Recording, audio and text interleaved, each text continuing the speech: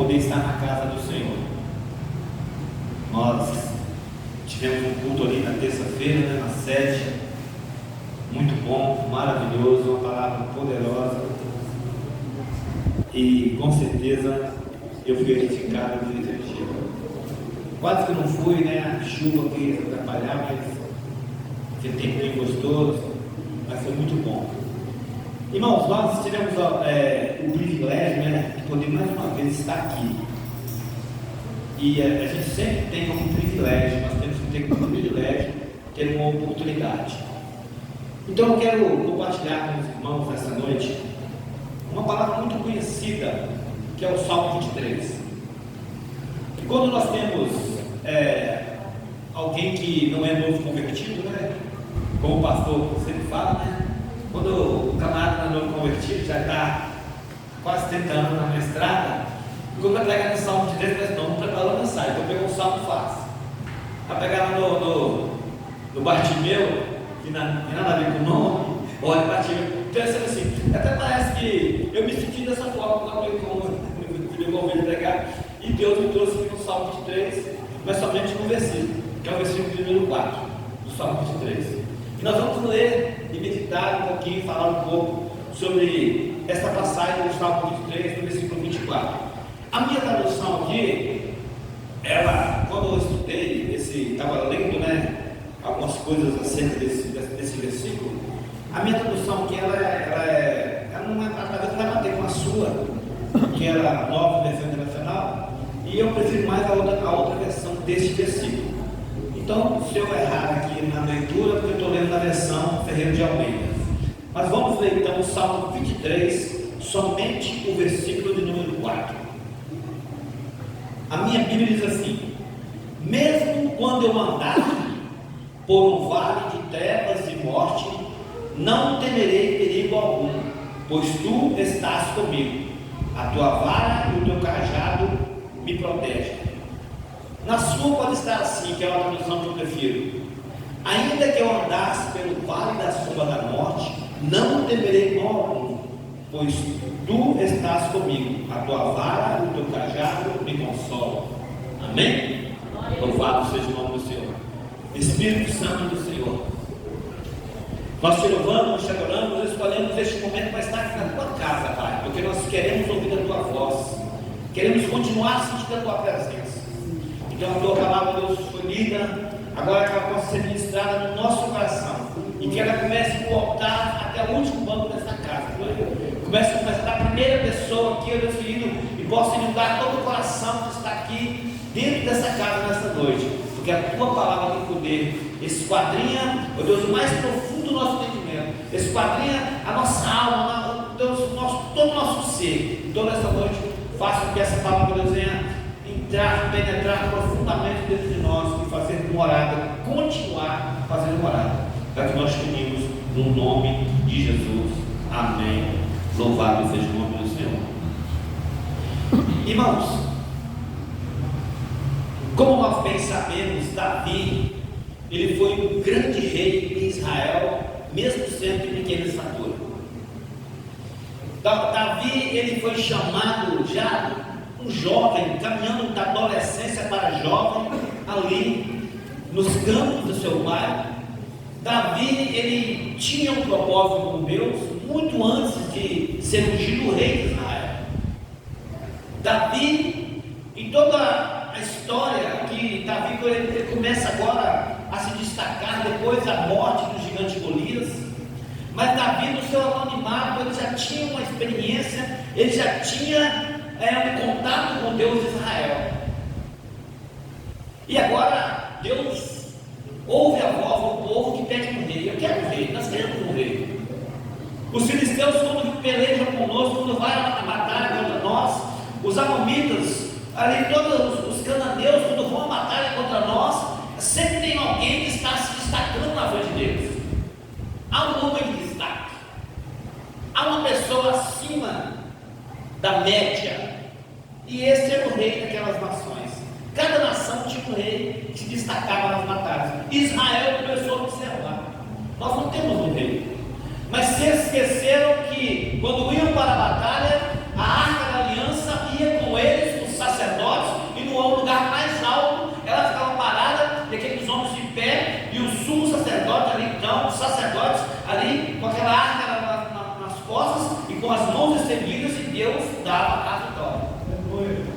Era assim que acontecia.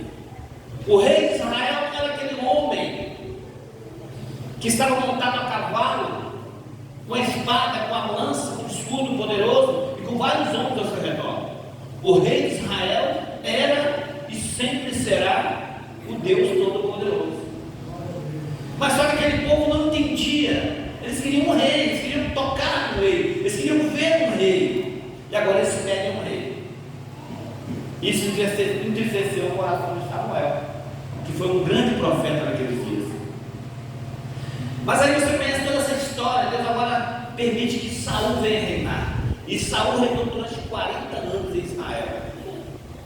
Não teve um bom reinado, mas reinou 40 anos em Israel. Algum período do seu reinado, Saul ele se desviou dos propósitos de Deus e seguiu por outros caminhos. Agora Deus vai lá no deserto e olha para aquele menino chamado Davi. No meio de 6 irmãos, ele olha para Davi e diz: olha, Samuel, vá até Belém, porque ali aprove a mim ungir um rei de Israel. E agora Samuel vai agora cumprir o ministério que está incumbido para ele. Chega na casa de Jessé. E você sabe, passa 1, 2, 3, 4, 5, 6 e nada. Não é este. Não é este. Existe mais alguém na tua casa?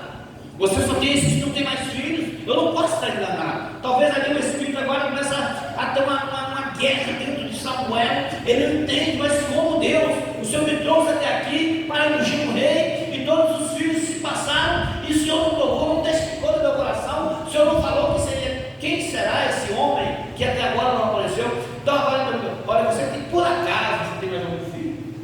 Eu tenho um menino, está lá. Ele não é guerreiro, não tem idade para guerrear, não tem corpo para guerrear. Mas Davi havia matado o urso e o leão com a força do Senhor. Aquele menino lá está lá cuidando das minhas ovelhas. Traz ele aqui. Enquanto ele não chegar aqui, nós não vamos sentar à mesa. Agora Davi chega com o seu alforje, com sua arma, não com sua espada, que ele era muito novo, não podia ser um soldado. E o Espírito de Deus agora, esse aí é que você vai ungir. Mas o mais importante é que agora parece que as coisas pioraram para Davi. Davi começou agora a passar por momentos difíceis. Saul agora se tornou inimigo número 1 de Davi. Quando ele descobre que agora Davi foi ungido, depois de muitos anos ele descobre que agora começa a perseguição. E o mais importante que nós vemos aqui no Salmo 23, e se você observar bem, muitos dos salmos de Davi foram escritos ali quando ele foi perseguido por Saul. Mas esse Salmo 23, Davi escreveu esse salmo já no palácio, já em Jerusalém, já nos dias de paz, tranquilidade, não paz com os seus inimigos. E Davi, ele guerreou durante 40 anos como de guerra. Mas ele já está no seu palácio, quando agora ele canta, ele escreve esse salmo: o Senhor é o meu pastor, nada me faltará. E ainda que eu andasse pelo vale da sombra da morte, não temerei mal algum, porque o Senhor está comigo, a tua vara e o teu cajado me consolam.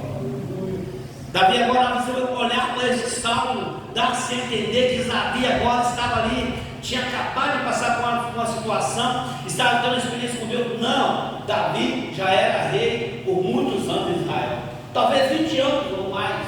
Davi já era rei, e ele escreve esse salmo. Sabe por quê? Que mesmo o rei, com toda a sua glória, com todo o seu poder, com todo o seu reinado, com todo o seu exército, ele ainda coloca a confiança no Senhor. Aleluia. Ele ainda continua colocando a confiança no Senhor. Amém. Esse é o nosso propósito na face da terra. Irmão, Deus não nos chamou simplesmente para estarmos na igreja. Deus nos chamou para sermos adoradores. Deus te chamou para ser adorador, independente das circunstâncias em que você está vivendo. Deus te chamou para ser um adorador. E a Bíblia diz que Davi, ele era um homem segundo o coração de Deus. Davi, ele era um homem segundo o coração de Deus. Ele não era qualquer homem. Então agora, quando ele fala assim: a tua vara e o teu cajado me consolam. E quando nós vamos para entender o que é um cajado, o que é a vara, é um instrumento usado pelo pastor ali no deserto para cuidar do seu rebanho. A vara era para guiar, para que os animais seguissem o caminho reto. O cajado era para tirar aquele animal, talvez um abismo, tirar aquele animal de repente que havia caído para que ele se levantasse. Então o cajado, ele era uma vara e na sua ponta uma argola, como se fosse um guarda-sol, né, que era um guarda-chuva, aquela curva de volta, porque aquela curva ali é que pegava o animal pelo pescoço quando ele estava caindo num abismo. Aquele cajado, ele ficava ali juntamente com o pastor das ovelhas, porque ele era proteção para aquelas ovelhas que estavam ali, caminhando pelo deserto, onde havia pastagem. Mas a vara era também parte daquele cajado, seria o outro lado, talvez, ou de repente ali havia um cajado, uma vara, a Bíblia não fala. Era para que guiasse, para que batesse, talvez tocasse nas ovelhas e elas seguissem caminho. E Salomão, quando escreve sobre essa questão de vara, lá no Provérbios 29, versículo 15, ele fala o quê? A vara da sabedoria do Senhor, a vara do Senhor, ela traz sabedoria.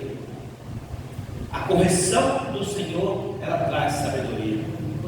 E muitas vezes nós não entendemos, muitas vezes nós achamos que as coisas, Davi, quando ele começou agora, antes de reinar, antes de passar por uma situação, Davi agora, ele tinha intimidade com o Senhor, porque ele sempre estava ali com a sua harpa, tocando sua harpa, cantando hinos de louvor, adoração e salmos ao Senhor. E muitas vezes na perseguição lá no deserto, muitas vezes ali uma inimizade, talvez uma perseguição na sua vida pessoal, em todos os sentidos ali, talvez Davi, ele sempre estava adorando a Deus, independente de qualquer coisa.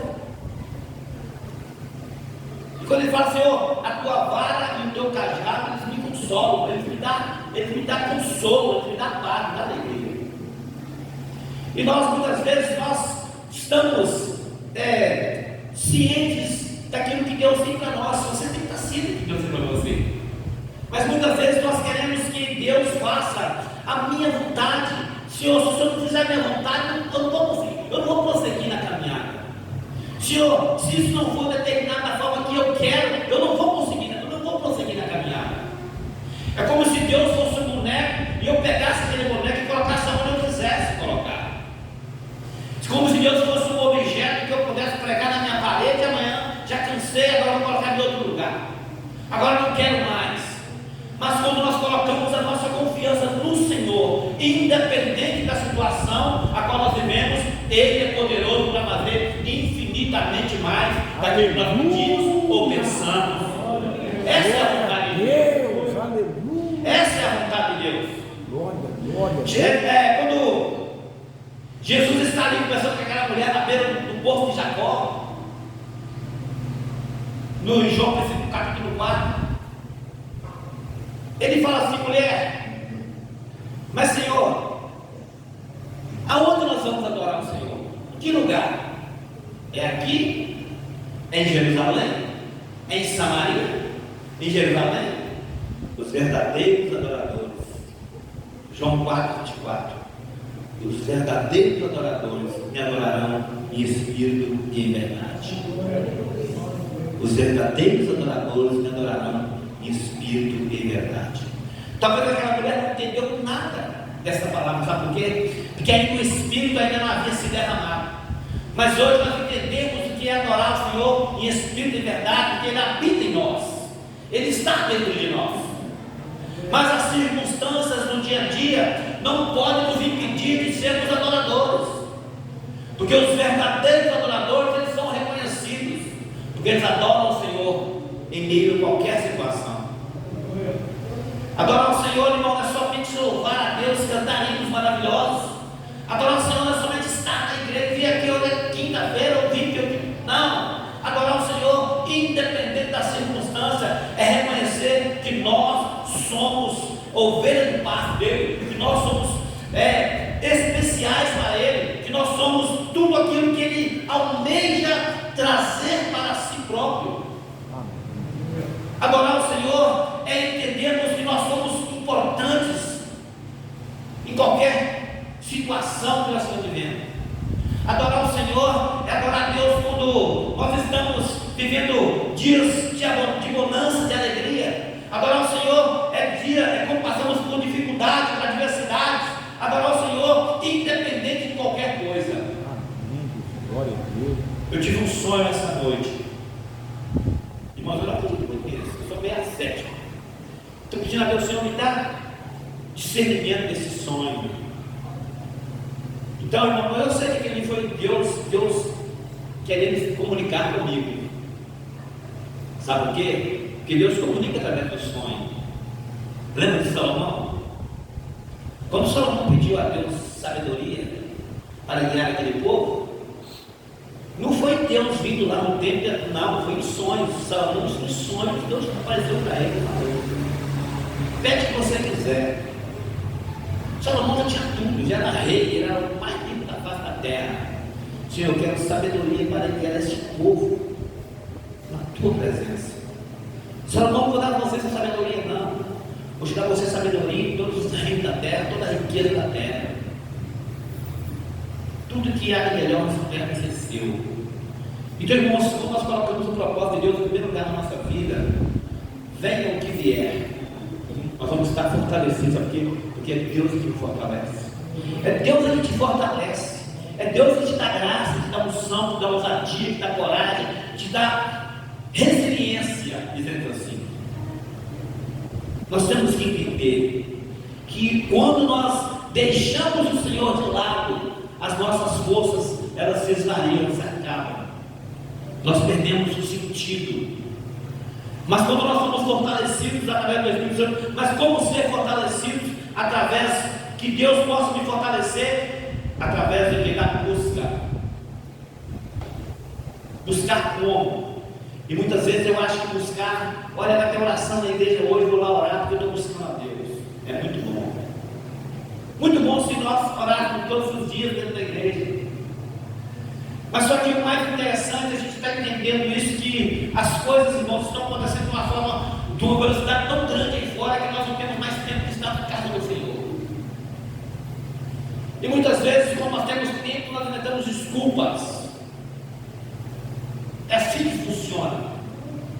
Mas independente de qualquer coisa, nós temos que ser adorador aonde nós estivermos. Aonde você estiver, você tem que ser adorador. Glória a Deus.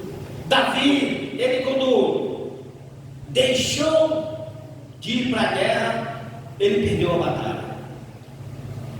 Mas Davi, ele era segundo o coração de Deus, porque ele sempre buscava ao Senhor. Davi nunca foi para a guerra sem antes consultar o sacerdote. Consulta aí, Urim, Tumim, para mim, se eu posso ir a beleza. E a Bíblia só relata quando as vitórias de Davi, mas você não parou para imaginar o contexto de tudo isso. Quantas vezes Davi consultou a Deus para ir para a batalha e Deus disse: não vá. E Davi não foi. Sabe por quê? Porque ele sempre buscava obedecer a ordem e a direção do Senhor. E nós somos a igreja de Cristo. Nós somos a igreja. Se nós não entendermos que nós somos a igreja, e que a igreja é um corpo, e este corpo é composto de vários membros, nós vamos sempre estar fracassando. Eu acredito que esta igreja do Carapina, ela vai começar a viver uma nova era. Aleluia! Glória, glória, glória a Deus. Mas essa nova era não é essa coisa de era e essa coisa, não é isso. Nós vamos viver novos momentos da igreja do Carapina. Glória. Quando nós entendermos que nós somos um. Glória a Eu Deus. e você, nós somos um. Aleluia. Independente de que você seja dentro da igreja, você é importante para o reino do Senhor. Independente de quem você é na igreja, você é importante dentro da casa do Senhor. Aleluia. A tua vara e o teu cajado me consola. Amém. A vara serve para corrigir, o cajado serve para trazer de volta, para exortar. E muitas vezes, olha, eu ouvi uma palavra de exortação, mas eu não entendo. Exortação é trazer para si, trazer de volta. Então o cajado ele serve para exortar a ovelha. Vem cá, você é minha, vem de volta. Jesus falou. Mas a vara, ela serve para corrigir. E muitas passagens na Bíblia, principalmente em Provérbios, você vai ver Salomão falando sobre a vara da correção, sobre o filho. Mas nós, como ovelhas, nós entendemos que o pastor é necessário que tenha a vara e o cajado. Não estou falando de Jesus o pastor, mas o pastor, aquele pastor lá de Apocalipse, ao anjo da igreja que está em Éfeso, esse pastor aí, é preciso que ele tenha o cajado e a vara. Porque com a vara ele vai nos direcionar, ele vai direcionar você, e com o cajado ele vai te trazer de volta quando você está por lá sem fugir. Porque o cajado ele servia ali nos dias de Davi, nos dias dos pastores lá no Oriente Médio, para trazer a ovelha que estava em perigo. Aquela curva ali no final era para que pegasse a ovelha numa posição que ela não descesse para o abismo, que ela não caísse. Então nós temos que entender, Davi, olha, a tua vara e o teu cajado me consolam, me dão paz, me dá refrigério, me dá alegria. E quando nós entendemos que o Senhor, o que Ele quer fazer de nós, quando nós entendemos o que o Senhor realmente quer de nós, quando nós nos dispomos a abrir o nosso entendimento, o nosso coração para ouvir, não somente escutar. A diferença entre escutar e ouvir. Ouvir é quando eu abro o meu coração e ouço com os meus ouvidos e vou ouvir aquilo que Deus tem para mim. E quando nós vemos para a palavra do Senhor, ela é muito clara.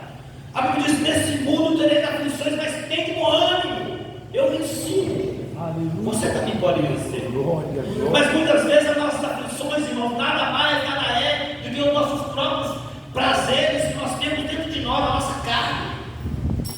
Estamos estudando aí sobre espírito, alma e corpo, na tricotomia ali na escola dominical.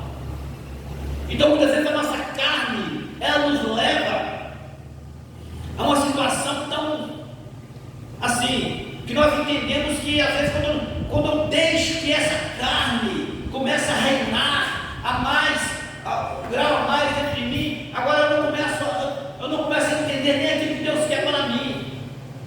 Mas quando nós entendemos que a palavra do Senhor, ela vem para nos corrigir, ela vem para nos dar sabedoria, para nos dar entendimento, então o Espírito ele se torna sensível e começa a nos indicar o caminho, mesmo que esse caminho seja difícil de passar. Aleluia. Não existe, eu não posso jamais conceber essa ideia de que nós não vamos passar por aflições aqui na terra. Mas nós temos que ter bom ânimo, entendimento. Sabe por quê? Porque o Senhor dos exércitos, irmão, Ele é o nosso Deus. Glória a Deus. Aleluia. Ele é o nosso Deus Todo-Poderoso. Nós tivemos terça-feira, agora foi feriado, uma visita na casa de um irmão, de um amigo nosso, nós estávamos lá, 4 pessoas ali, tá? Aí o irmão trouxe a palavra, mas só que, como eu sou de casa, eu tenho intimidade ali eu chego, eu como, eu durmo, eu deito, eu faço tudo. Então, é como fosse da família, liberdade para chegar. Então, ali me deram a oportunidade de levar a palavra. Mas a palavra foi: este é o momento. Este é o momento. Amanhã não tem mamãe. Amanhã não tem papai. Amanhã não tem palavra. E você já está bem velho. Está precisando de uma vergonha na cara. Esta é a palavra. Irmãos, nós temos que às vezes Deus, Ele quer agir na nossa vida, mas Ele não vai agir na sua vida da forma que Ele vai agir na minha. Mas a palavra continua sendo a mesma. Sabe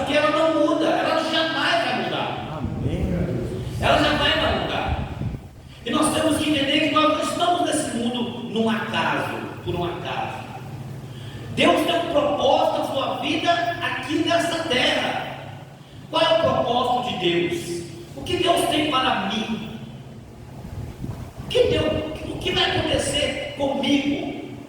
O que Deus tem para o meu ministério? Porque cada um aqui tem um ministério, irmão. Cada um tem um ministério. Eu acredito que cada um aqui tem um ministério. Talvez o seu ministério não seja da palavra, não seja do louvor, da oração, mas é o ministério da oração, da música. Talvez o seu ministério não é da oração, mas é o ministério da palavra, que subir ali, falar, e o povo cair, a palavra ser. Não que a palavra, ela vai, mas que essa palavra venha com sabedoria e vai impactar os corações. Cada um tem um ministério, para cada um Deus deu algo. Mas agora, o que eu tenho feito com aquilo que Deus me deu?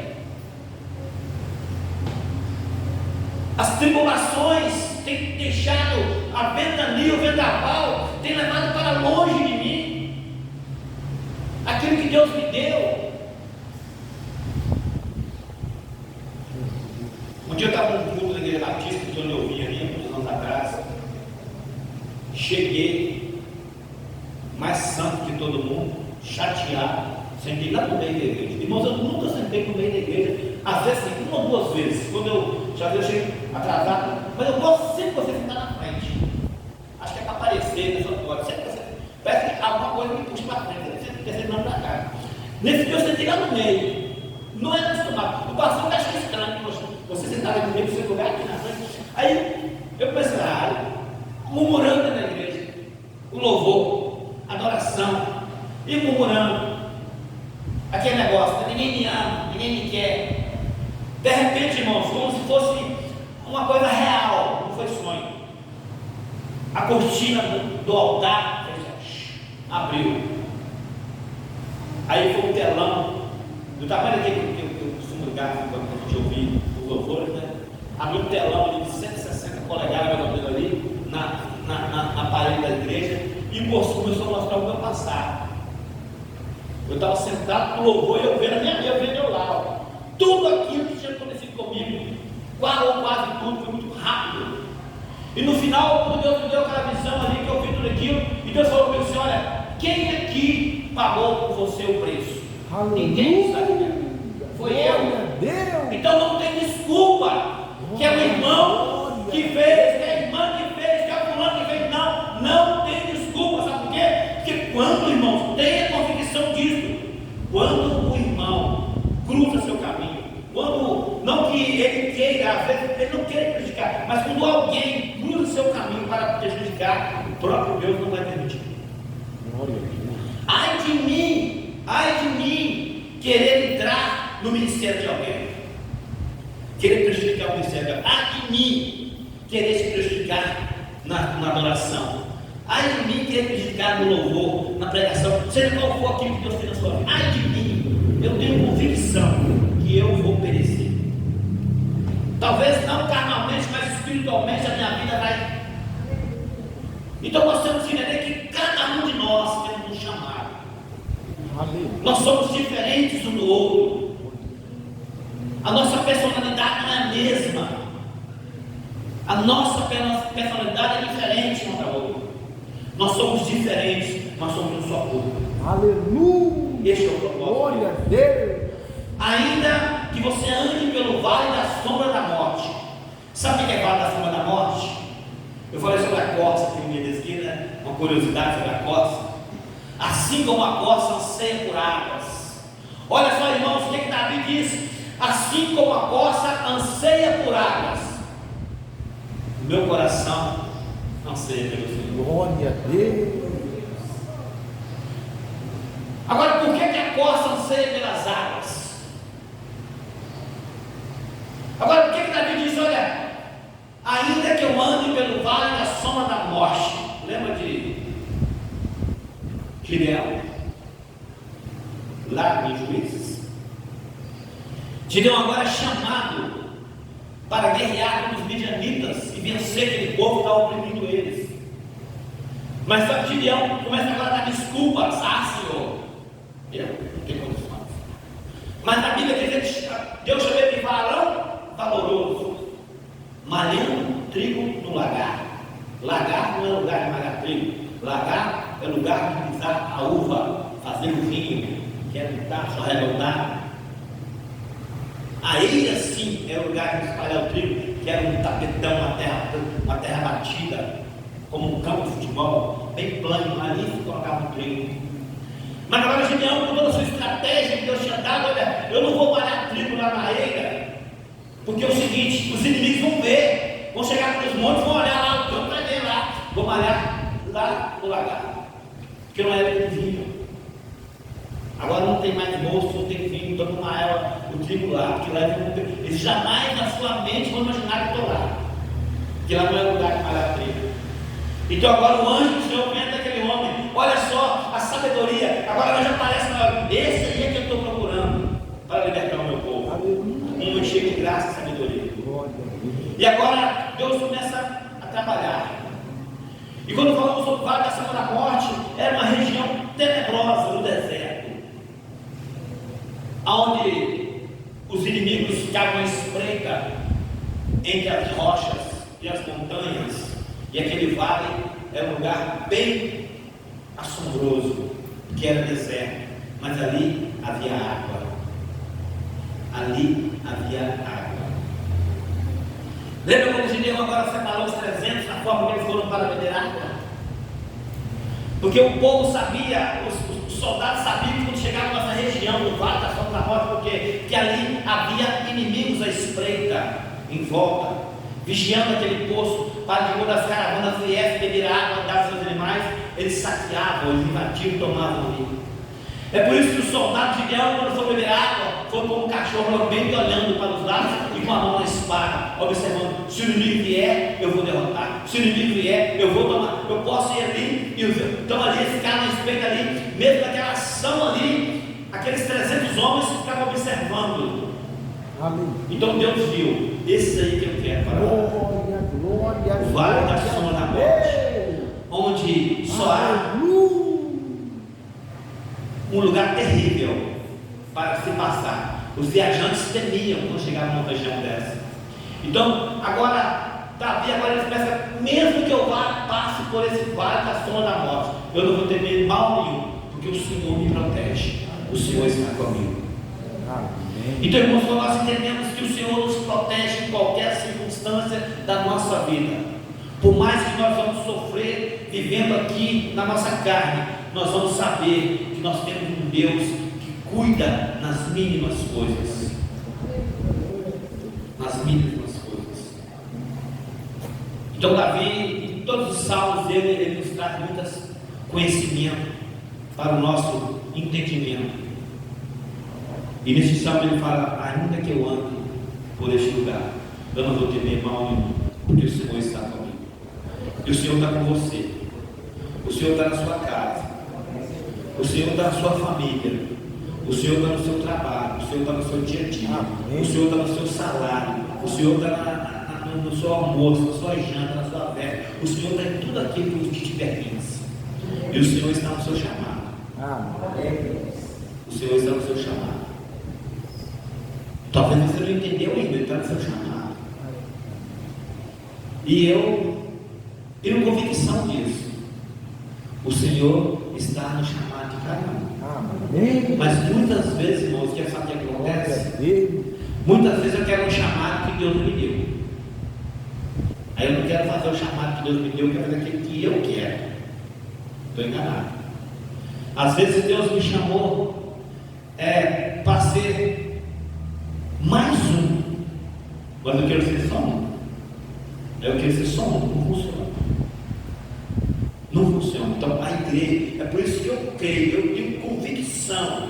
E quando eu estou falando, irmãos, eu sou graças a Deus por essa igreja agora como nunca. Eu tenho convicção. O que Deus vai fazer aqui nessa igreja vai ser extraordinário. Aleluia! Não é através da minha vida, não. É através das nossas vidas. Glória a Deus!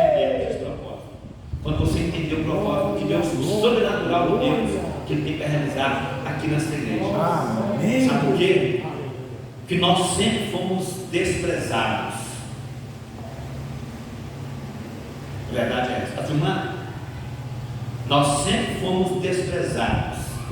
Mas aqui existem homens e mulheres de Deus que fazem a diferença. Oh, glória a Deus. Você é mulher de Deus, você faz a diferença. Você é homem de Deus, você faz a diferença. Amém. Então não preocupa não. Simplesmente faça a vontade do Senhor na sua vida, em prol do reino de Deus. E você vai ver que grandes coisas o Senhor vai fazer. Amém. Grandes coisas Ele já está fazendo e vai continuar fazendo. Mas vai fazer coisas extraordinárias que a nossa mente não entende. É quando nós abrimos e se entregar totalmente para Ele e deixar que as coisinhas que não fazem importância aprendermos. Eu tenho que aprender. Eu tenho que aprender. Eu tenho que aprender e deixar as coisinhas que não têm importância de lado. E às vezes eu, Marcelo, às vezes eu tenho que pegar essas coisinhas e colocar dentro do meu coração. Mas quando eu aprender que essas coisinhas não vão edificar em nada na minha vida e começar a jogá-las fora, aí sim Deus vai continuar, vai começar a fazer a grande obra. E eu tenho certeza que grandes coisas o Senhor vai fazer neste lugar. Grandes coisas o Senhor vai fazer nesse lugar através da sua vida, da nossa vida. Quando nós, como um laço só, um cordão de 3 dobras, a Bíblia diz, né? Que é difícil de arrebentar. Quando nós decidimos fazer unidos, fazemos um cordão de 3 dobras. Não tem pastor, não tem Satanás, não tem obreiro, não tem presbítero, não tem diabo, não tem irmão, não tem ninguém, não tem macumbeiro, não tem nada que vai derrubar. Quando nós aqui, membros dessa igreja, membros dessa igreja, entendermos que nós temos mais força do que nós imaginamos, quando nós nos unimos num só propósito, nada impede,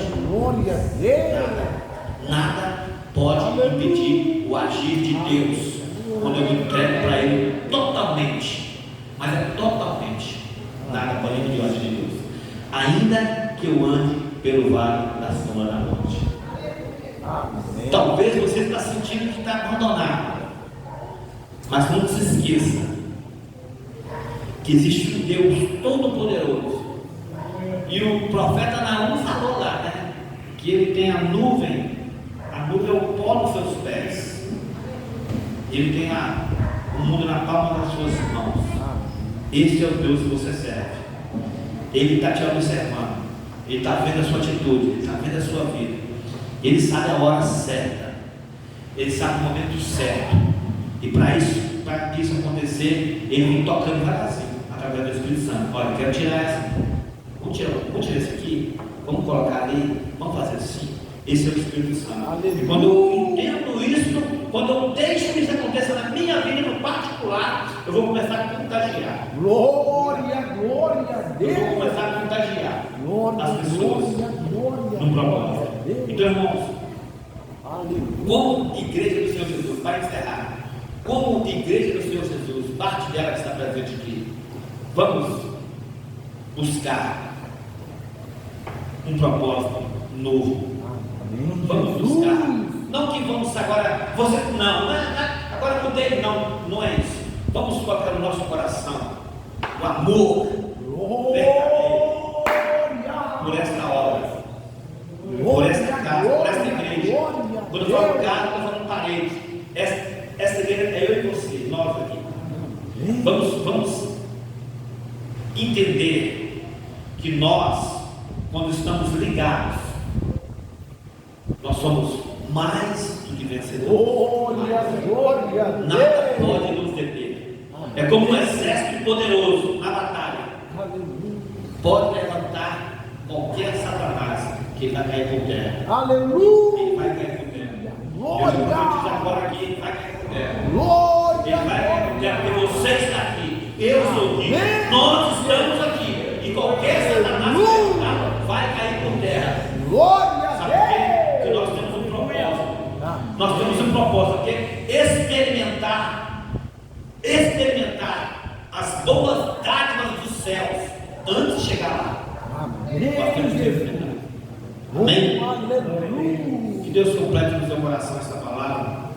E não se esqueça, se você está passando o vale da sombra da morte, não tenha medo, o Senhor está com você. Amém. Ele está caminhando do seu lado, segurando pela mão. Talvez a sua vida espiritual está meio fraca, você não consegue enxergar, mas ele está aí.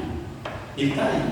Quando você começar a clamar a ele na madrugada, devagarzinho, ali, quem sabe de manhãzinho e tal, ou não, você vai começar agora a ouvir agora o sussurrar de Jesus, sussurrando a sua vida. Ele é sensível, mas ele jamais te abandona. Amém? Que Deus possa continuar nos abençoando, abençoando esta igreja em nome de Jesus. Glória a Deus. Irmãos, é isso que Deus colocou no meu coração. Não é? Preparei esta mensagem de ontem, desse para cá. Aí a gente preparou a mensagem. Eu não tenho costume de ficar, eu não sei fazer, eu não sei. Pastor Rex, meu professor de lá, eu me leste, ele não conseguiu fazer isso comigo, eu não aprendi. Eu gosto de ler a Bíblia e falar aquilo que Deus coloca no coração. Eu não consigo ficar preso a algumas coisas que às vezes eu começo até a gaguejar. Então, mas eu tenho certeza que aquilo que Deus pôs no meu coração, aquilo que eu busquei o Senhor durante esses momentos que eu tive essa oportunidade de buscar Deus, é aquilo que Deus colocou no meu coração e vai completar na sua vida. Eu tenho certeza que Ele te abençoou nessa noite. Amém? Que Deus te abençoe em nome de Jesus. Irmãos, como eu tive aqui a oportunidade de encerrar, eu quero só passar aqui a parte dos avisos aqui. Sábado é culto da senhora.